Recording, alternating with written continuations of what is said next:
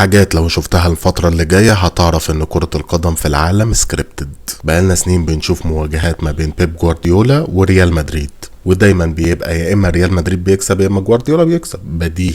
ملحق دوري ابطال اوروبا، ريال مدريد هيلاعب بنفيكا، بس لو كسب هيقابل يا اما سبورتنج لشبونة يا اما مانشستر سيتي على حسب القرعة. وطبعا علشان الكرة سكريبتد هنلاقي ان في الاخر ريال مدريد هيقابل مانشستر سيتي، ده في حالة لو كسب.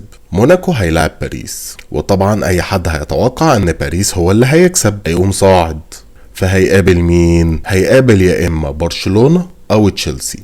وعلشان كرة القدم سكريبتد فغالبا هيبقى برشلونة، وده نظرا لان في ماتش شهير جدا حصل ما بين برشلونة وباريس سان جيرمان، المشهور بريمونتادة برشلونة على باريس سان جيرمان. فنوعية مباراة زي دي لازم تجيب متابعات عالية جدا، فلازم تلاقي المواجهة دي موجودة في دور ال16. هتقولي يا عم خرجنا من اوروبا وتعالى نتكلم في افريقيا شوية. هقول لك يا سيدي، دلوقتي النادي الاهلي صاعد اول مجموعته، فبديهي والطبيعي ان هو يقابل التاني من المجموعات التلاتة التانيين، ومنافس الاهلي اللي هو بدل الزمالك هو بيراميدز برضه صاعد اول. فالاهلي معرض ان هو يقابل يا اما الترجي يا اما نهضة البركان يا اما صن داونز. طبعا انت عرفت لو الكرة سكريبتد هيقابل مين، واللي غالبا المنافس الند بالند بالنادي الاهلي غالبا بيقابل مين. فلو الكرة سكريبتد هنلاقي ان الاهلي هيقابل صن داونز وبيراميدز هيقابل الترجي. وخلي المغاربة كده مع بعض اللي هو نهضة البركان مع الجيش الملكي. فانا بعمل الفيديو ده توثيق ان لو كل الحاجات اللي انا بتكلم فيها دي حصلت الفترة اللي جاية،